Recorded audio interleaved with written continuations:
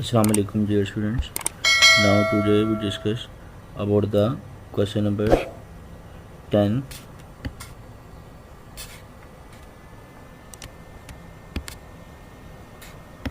In this question what he say, a horse pull the cart if the action and the reaction are equal and opposite, then how does the cart move?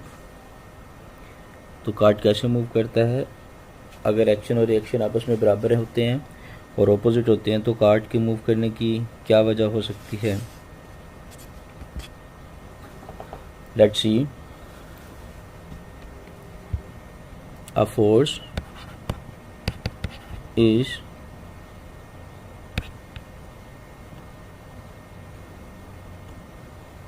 present between produce, present की जगह लिख लें, induce between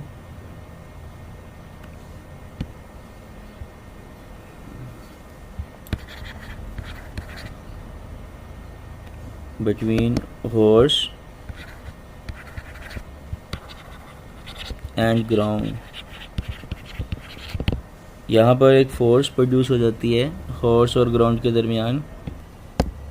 यहाँ पे force लिखना है आपने जी. A force is induce between the horse and ground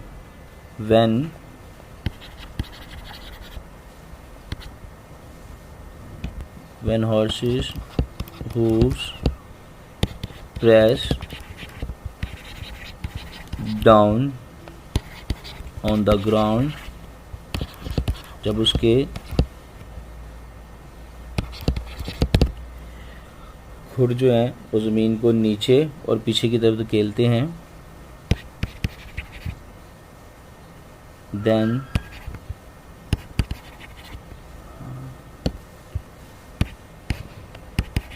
the ground push back on the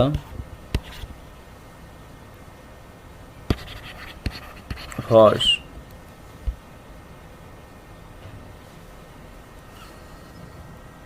If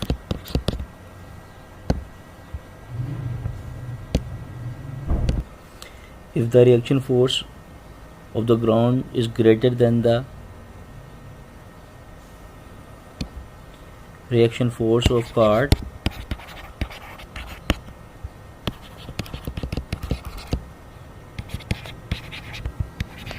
which produce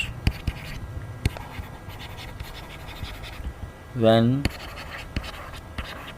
horse move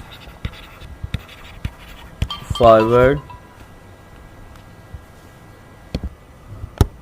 the cart move forward when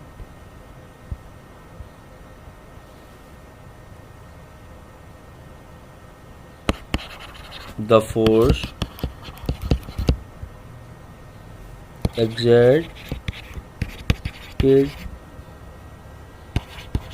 on it by the horse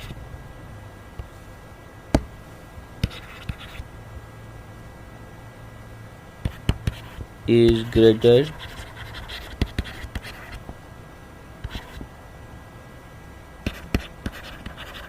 than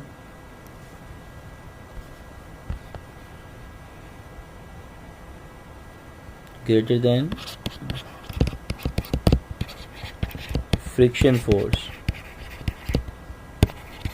between cart and the ground. तो ये तो बेटा understood बात है.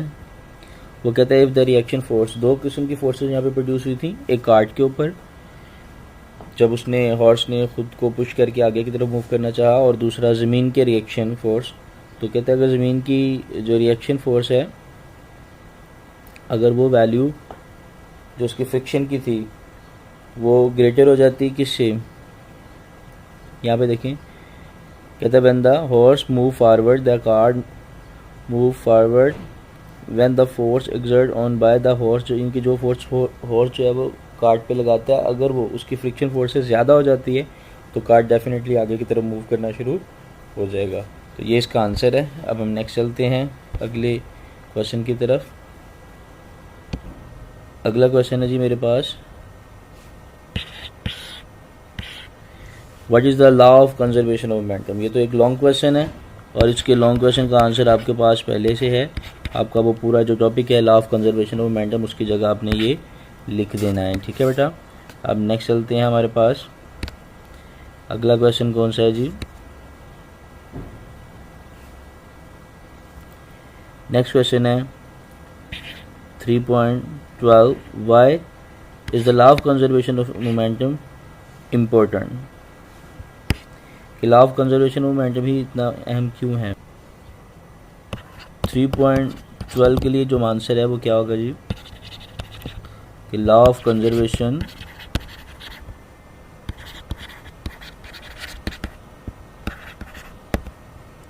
Of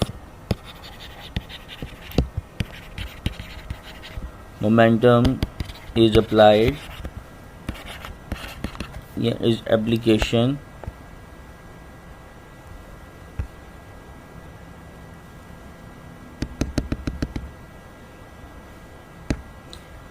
momentum is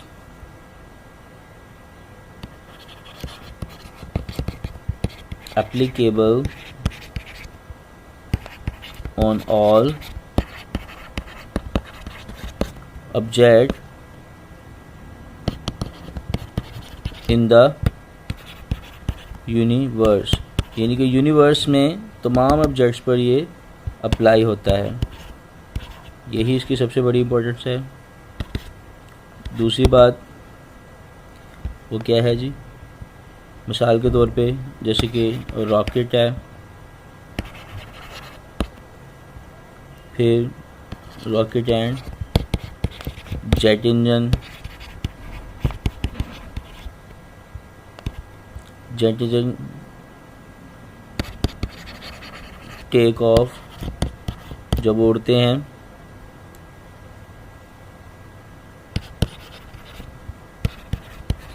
तो recoil of gun,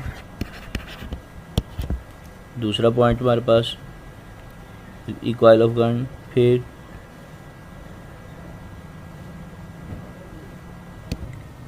ETC, ये इसकी बेटा एग्जांपल आ गई। ओके जी, इसका आंसर क्लियर हो गया। Law of conservation of the momentum is applicable on all objects in the universe like rocket, jet engine when they take off and the recoil of the gun ETC। Next हमारे पास अगला question है जी, question number 3. When a gun is fired, it recoil. Why? इस question के answer में हमने इसी यूनिट में जो हमारा टॉपिक था law of conservation of momentum, उस law of conservation of momentum की जो एग्जांपल है ये वाली,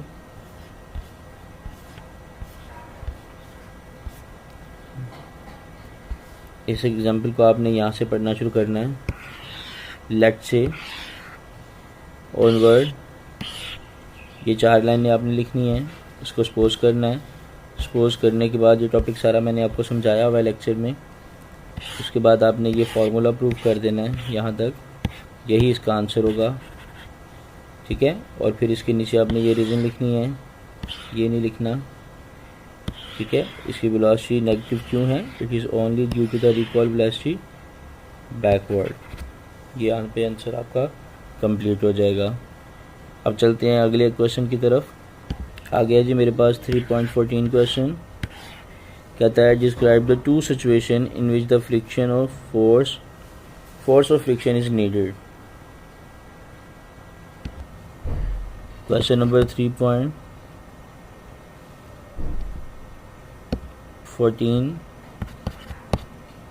की बात करते हैं। वैसे तो हमारे पास बहुत सारे वैसे तो हमारे पास बहुत सारी कंडीशन है जिसमें फ्रिक्शन की नीड है, तो चलिए चंद हम पॉइंट्स को डिस्कस कर लेते हैं। ड्यू टू फ्रिक्शन की वजह से friction is needed to walk on the ground,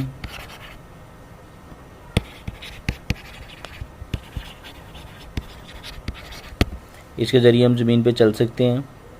दूसरा पॉइंट क्या है कि चलती हुई मशीनरीज को हम रोक सकते हैं, किसकी वजह से? सिर्फ फ्रिक्शन की वजह से। Friction is needed to stop the moving objects like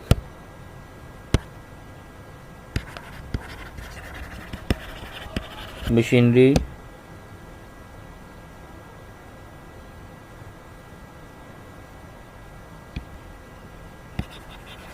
motorbike,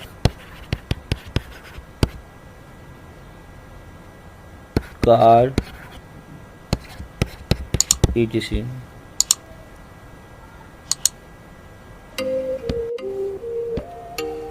next question हमारे पास है जी 3.15।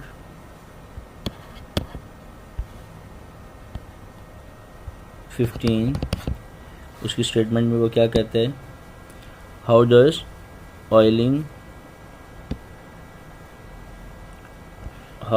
Oiling moving parts of a machinery lower friction? The friction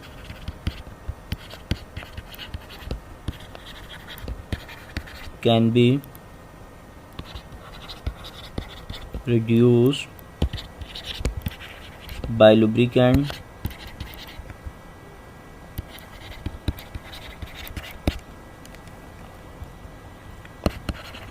the sliding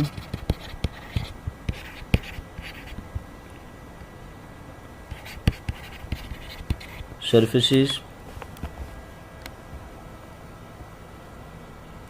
the oil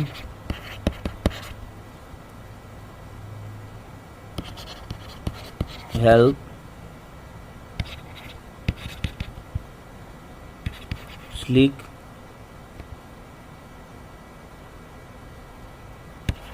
or polished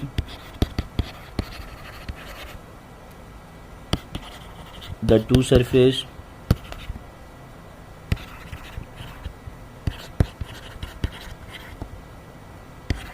so that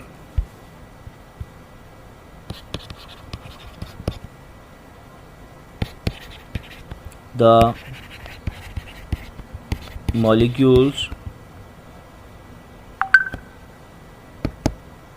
molecular surface molecular surfaces become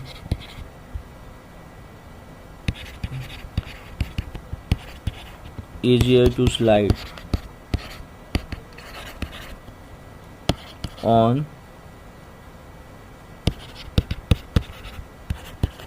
with less friction। जी बेटा क्या कहता है? The friction can be reduce, friction कम हो सकती है by the lubricants the sliding surfaces, जो स्लाइडिंग सर्फेस है उसको लुब्रिकेंट कर लो, उसके दरमियान ऑयल वगैरह अप्लाई कर दो या कोई भी ऐसा लुब्रिकेंट मटेरियल डाल दो। वो ऑयल या मटेरियल जो लुब्रिकेंट होगा हेल्प द स्लिक या फिर polish the two surfaces so that, या फिर हम दोनों सर्फेस को इतना हाईली पॉलिश कर दें, ठीक है, molecular surfaces become easily to slide, ताकि वो मॉलिक्यूलर जो सर्फेसेस है वो आसानी से एक दूसरे के ऊपर मूव कर सके और कम से कम फ्रिक्शन की वजह से मूव करें। तो इससे जो है ना, हम जो ऑयली सरफेस जो है वो उनके जो अप्स एंड डाउन्स हैं उनके दरमियान फिल हो जाती है और वो बॉडी जो है वो एक दूसरे के ऊपर आसानी से मूव कर सकता है। जी अगला क्वेश्चन है बेटा हमारे पास, describe the ways to reduce the friction. इनके वो मेथड, वो तरीक़ेकार जिसके ज़रिए हम फ्रिक्शन को कम कर सकते हैं। और इससे साथ ही नीचे वाला एक और क्वेश्चन है sliding friction and rolling friction का। यहाँ पे आ जाए बेटा पेज नंबर 76 पे। तो ये हमारे पास क्या है, method to reduce the friction, friction को कम करने के जो मेथड्स हैं, ये इसका आंसर है। ओके नेक्स्ट चलते हैं। 3.18 में क्या कहता है, 3.17 में कि rolling friction is less then sliding friction. इसका आंसर ये है बेटा, the contact points between the rolling friction and sliding friction is much less then, बहुत ज़्यादा कम होते हैं। मतलब स्लाइडिंग फ्रिक्शन के लिए मैं यहाँ पे डायग्राम बनाऊंगा। ये दो सर्फेसेज हैं, तो अगर इनको एक दूसरे के ऊपर मूव करवाया जाए तो इनके दरमियान बहुत सारे कॉन्टैक्ट पॉइंट्स होंगे जिसे हम कोल्ड वेल्ड पॉइंट्स कहते हैं। जबकि अगर मैं रोलिंग फ्रिक्शन की बात करूँ तो उसका सिर्फ एक पॉइंट होगा, ठीक है, जिसके साथ ये इस सरफेस के साथ क्या है, कनेक्टेड है। इसे कोल्ड वेल्ड पॉइंट कहते हैं। तो इसके अंदर क्योंकि कोल्ड वेल्ड पॉइंट ज़्यादा होते हैं, इसमें कम होते हैं, यही वजह है कि इसके अंदर फ्रिक्शन, रोलिंग फ्रिक्शन हमेशा कम होती है बनिस्बत किससे, स्लाइडिंग फ्रिक्शन से, ठीक है। तो क्या लिखेंगे, the cold weld points between the rolling friction is much less than as compare to the sliding friction, as compare to the sliding friction. So that's why the rolling friction is less than as compare to sliding friction. Next चलते हैं, हमारे पास अगला question क्या है, question number 18। इसमें है जी tension, limiting friction, banking road, skidding of vehicle and seat belt. फिर आ जाते हैं हमारे पास जी banking of the road and the cream separator. ये सारी डेफिनेशन आपको टॉपिक्स के अंदर मिल जाएंगी, हमने इसको डिस्कस किया हुआ है, सिवाय किसके, सिर्फ इस सीट बेल्ट के। तो इसका आंसर यही हो सकता है बेटा सीट बेल्ट के हवाले से कि seat belt is provide the force against your momentum. ये आपके मोमेंटम, जैसे आप मूविंग कार को ब्रेक लगाते हैं तो आपकी बॉडी में जो मोमेंटम प्रोड्यूस होता है फॉरवर्ड डायरेक्शन में, उस मोमेंटम को कंट्रोल करने के लिए हम सीट बेल्ट का इस्तेमाल करते हैं। तो it is use to control the momentum for moving car, ठीक है, जो अचानक से हमने क्या कर दी, स्टॉप कर दी। तो नेक्स्ट चलते हैं आगे, हमारे पास क्या है जी 3.19। What would happen if the all friction is suddenly disappear? तो यहाँ पे क्या कहते हैं, what would happen if all the friction suddenly disappear? भाई जब फ्रिक्शन ही ख़त्म होगी तो इससे क्या होगा, बहुत सारी प्रॉब्लम्स हैं। You cannot walk on the ground, ठीक है, आप ज़मीन पे चल नहीं सकते। You cannot join anything together, हम किसी भी दो चीज़ों को आपस में जोड़ नहीं सकते, ठीक है।